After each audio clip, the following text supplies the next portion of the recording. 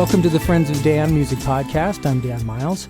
You've been listening to the music of Paulina Logan, who's joining us now on the phone from Ukiah, California. Hi, Paulina. Hi there. Hi, Dan. I'm so excited that you invited me to be on your podcast. Thank you so much. Well, thank you, and I'm glad to have you as my first guest. The name of the song we were just listening to is Forever. It's from your EP, If You Try. I really like the ambiance of that track, particularly the sound of the guitars. What were the circumstances that led you to write that song? That was a song where the music really came first, which is kind of unusual for me. The way it sort of started was I was watching a movie where one of the characters was a singer-songwriter, and there was a scene where she was performing a song, like at an open mic or something, and she was playing a chord that I had never seen before, and so I kind of tried to figure out, how to get it on my own guitar, and to this day, I don't know what it's called, but I drew a little picture of it to remember. And so I started playing that chord, and then I tried to find some chords around it that sounded good, and that's kind of how that song came together, was trying to learn, a brand new chord and figuring out other stuff that sounds good with it, and then kind of getting the groove of the song, and then adding lyrics later. Because I was wondering when I listened to that song where it was that you wanted to maybe be forever. Lyrically, it's really about when you get stuck in places in your life, and it's kind of funny because the lyrics are not so peppy the way the music is kind of peppy. The lyrics are kind of saying that, I'm going to be stuck in a situation until I make a change to make things better. So I'm going to be here forever unless I am willing to make a change for the better. The vibe I got because of the happy music was that you were at a place, I don't know, a cabin by a lake or something. You were just thinking, I just want to stay here forever and not go back to my other life or whatever. Right. It's funny you say that because I actually just submitted it to be in a travel company commercial. I was like, yeah, let's try it out. Let's go for it. Well, it has a very radio-friendly sound. Thank you. How long does it usually take you to develop a rough idea into what you consider to be a completed song? It really depends on the song. It's kind of funny because I have songs that I put together pretty quickly, in a couple hours, go from nothing to, okay, I'm kind of ready to record this now. And then that's kind of rare though. I have a lot of songs that take months, honestly, and I have some songs that I started many, many years ago that I still haven't finished because I just haven't, quite found just the right line or just the right word or the right way to end it or something like that. So it really, really depends on the song. Do you try to keep your lyrics non-fictional, or do you like how fiction can give you the freedom to embellish the details? Ooh, that's a good question. A lot of my songs are fictional, or I write about things that I've seen other people go through, but I use the word I just because, I don't know, that's kind of a comfortable way to write, in first person, whether it's a novel or a song. But yeah, I'm kind of, there's a mix. It's sometimes a song will be 80% fictional and 20% autobiographical. So that's definitely something that I'm looking into maybe changing around sometimes. But you don't have a hard and fast rule, just whatever feels right. Exactly. This seems like a good point to play another song. Let's go ahead and listen to another song from the same EP. This song is called L.A.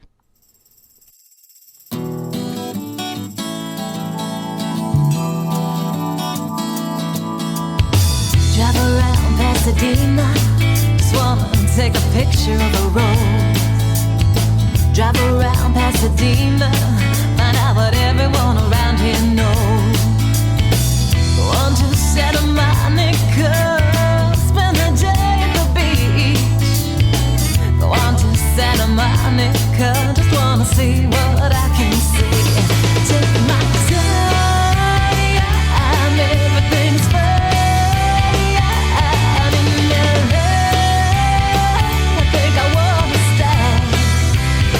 I think I want to stay.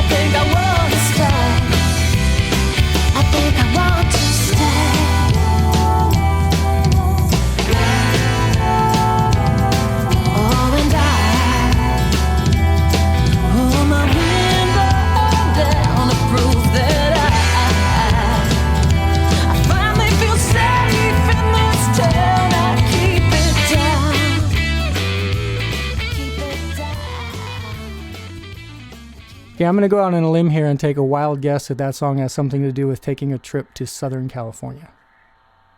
Yeah, LA is about Los Angeles, and it's kind of, like when I lived in LA for a little while, and whenever I would talk about LA with people, it seemed like a lot of people don't like LA, and there's certainly things about it to not like. I mean, the traffic is awful, and the pollution is awful, but I found a lot of things about the city that I really, really loved, and so I kind of wanted to write, a fun, happy song that celebrates it. You play a very distinctive-looking pink guitar. Was that custom-made for you, or can anybody buy one? Anybody can own a pink guitar. It's a Daisy Rock guitar, and Daisy Rock is a really cool company that basically specializes in making guitars for women and trying to inspire girls and women to rock out, basically. And they have really cool designs, all different colors.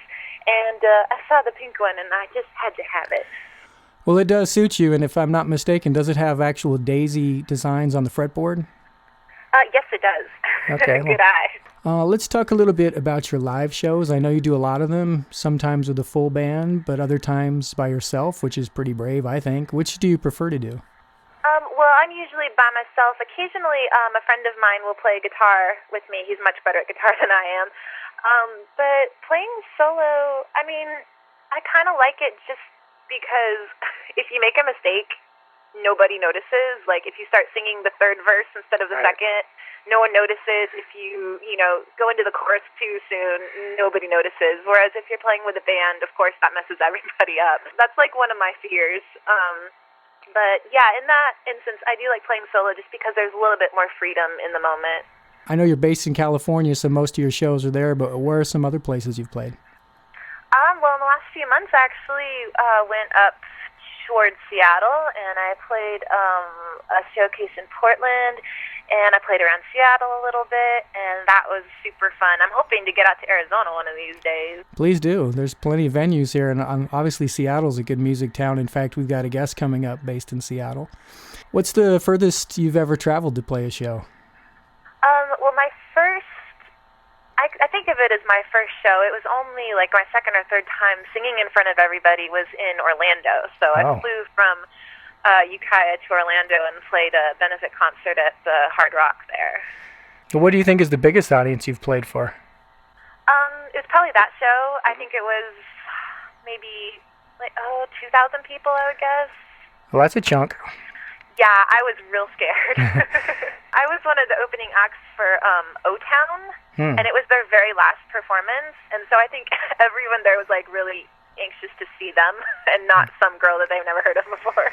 But It was fun. Have you ever been on live television? I did a show in LA called The Vicki Wagner Show, and that went out live. That was my first experience with live TV. It was really fun, and I've also done the open mic at Kulak's Woodshed in North Hollywood, which is they broadcast live over the internet, so it's kind of the same thing. It definitely adds an extra energy, I think, because you're kind of like, oh, everybody's gonna see this live. All right, here we go. Has anything unusual ever happened at a show that you want to tell us about? Gosh, I've been pretty lucky, actually. I've never had a terrible experience with anything. I've played in bars, though, and sometimes people get a little tipsy and they lose their inhibitions and they want to participate. And I'm like, it's not really an audience participation kind of thing. And the tough thing about that is sometimes they're for you. They're not trying to mess your show up. They're trying to be enthusiastic, but they don't realize it makes the same difference because they're throwing you off your game. Exactly. I've had people come up and ask to drum for me, meaning hit a box.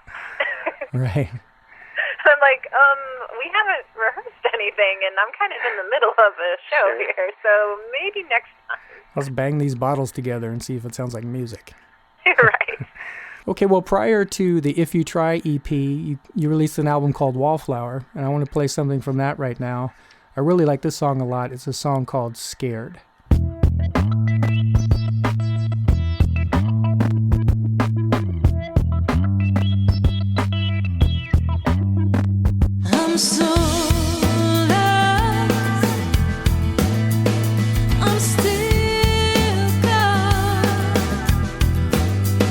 And you know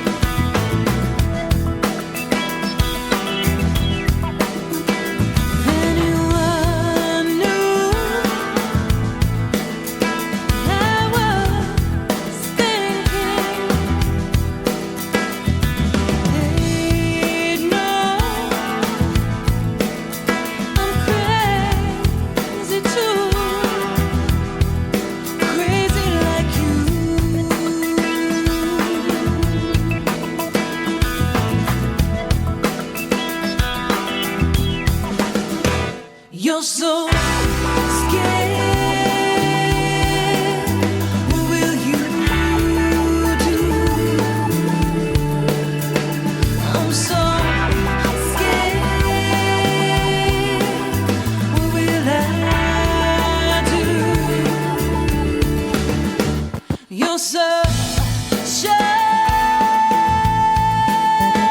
you can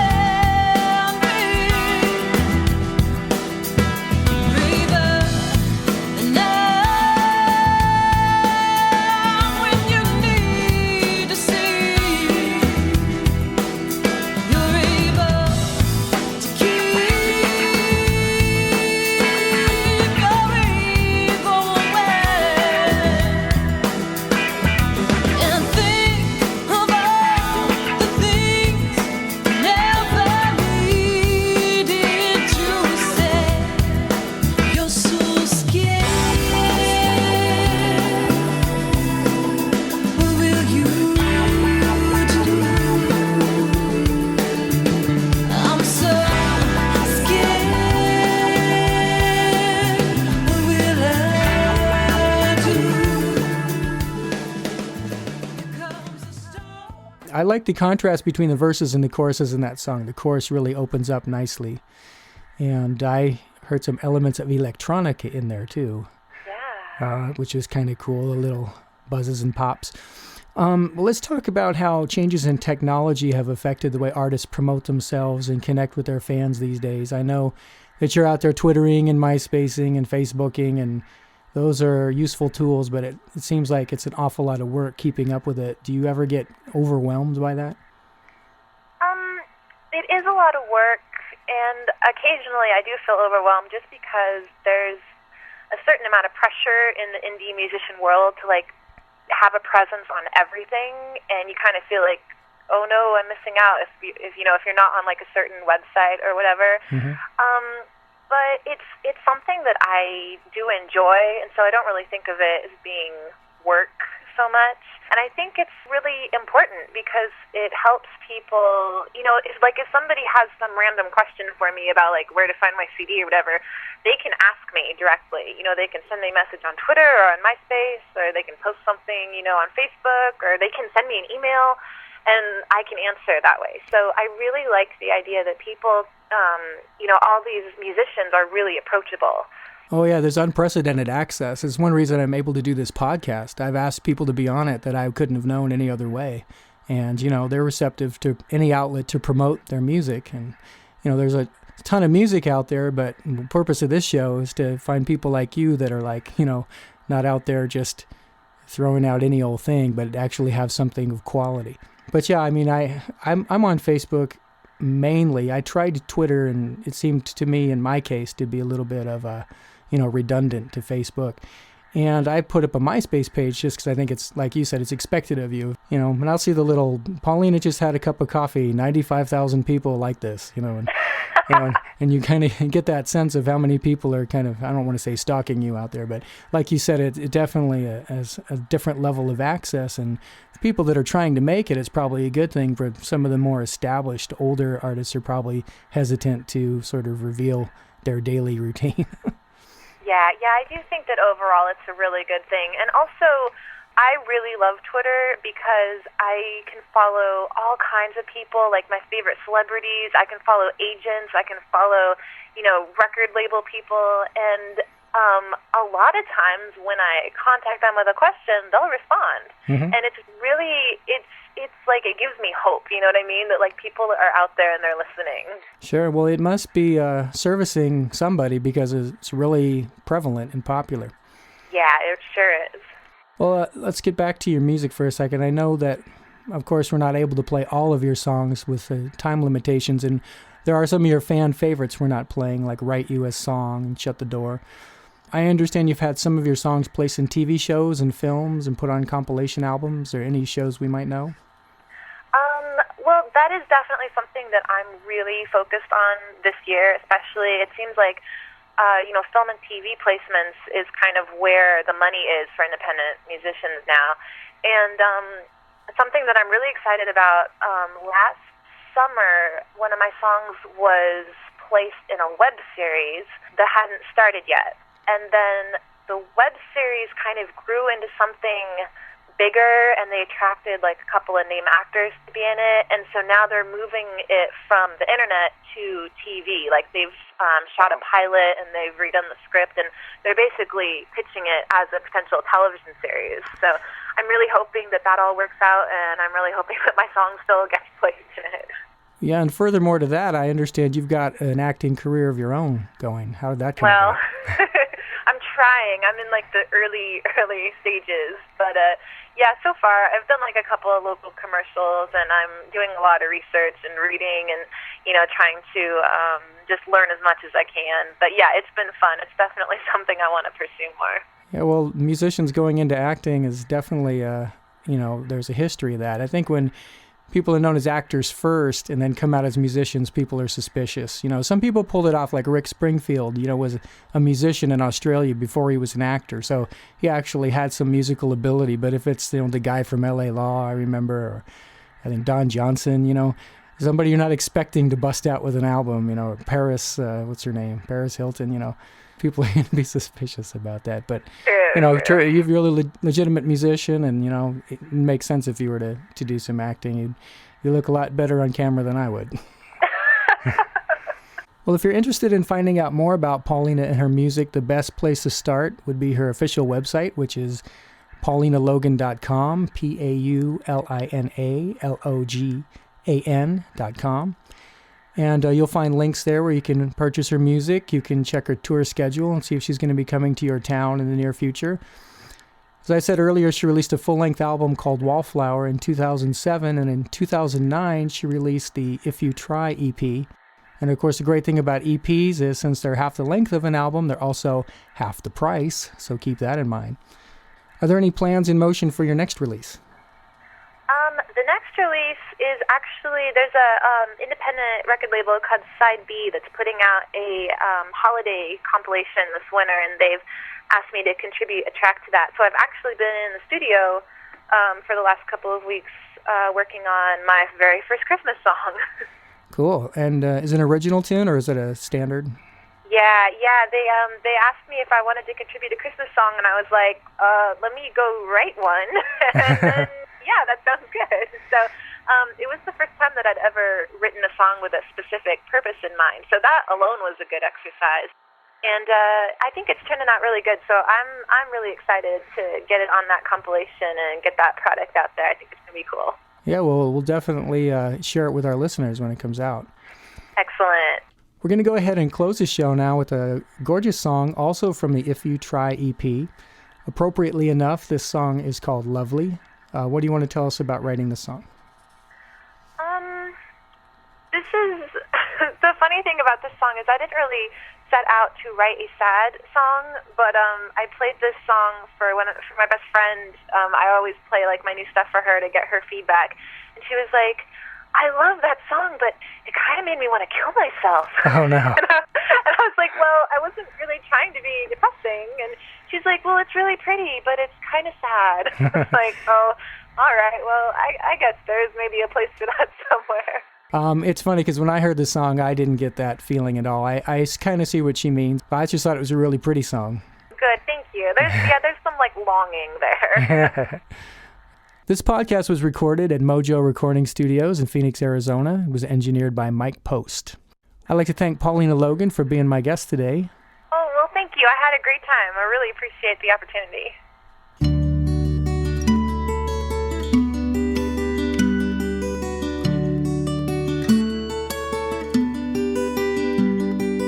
I'm getting older.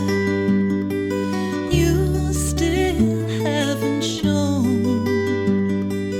I don't wanna be stuck here growing up all alone.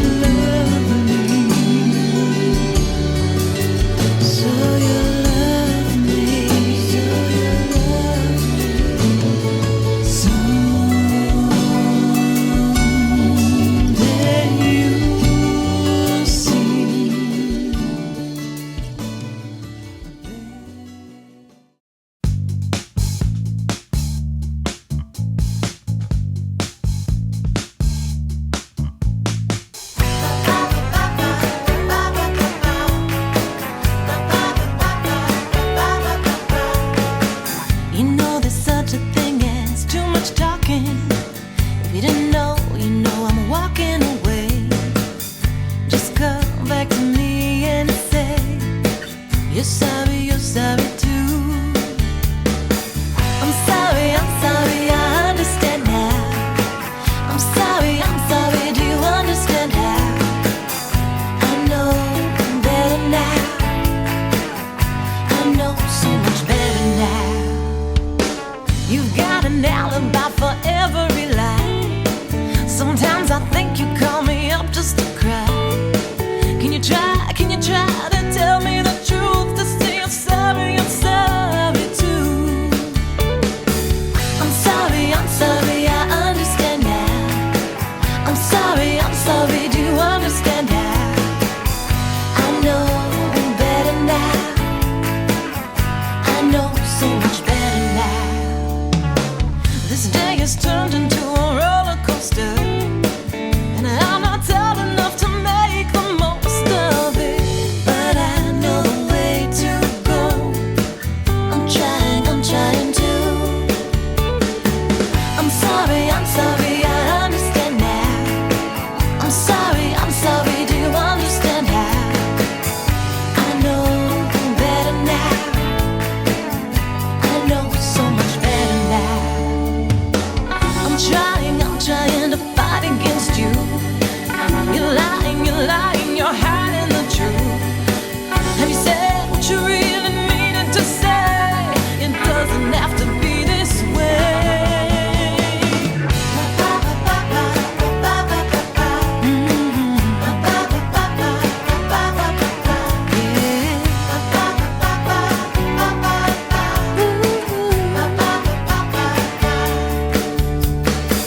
Things have a way of working, they're meant to be. And sometimes fate can say what I cannot see. Just learn this lesson with me.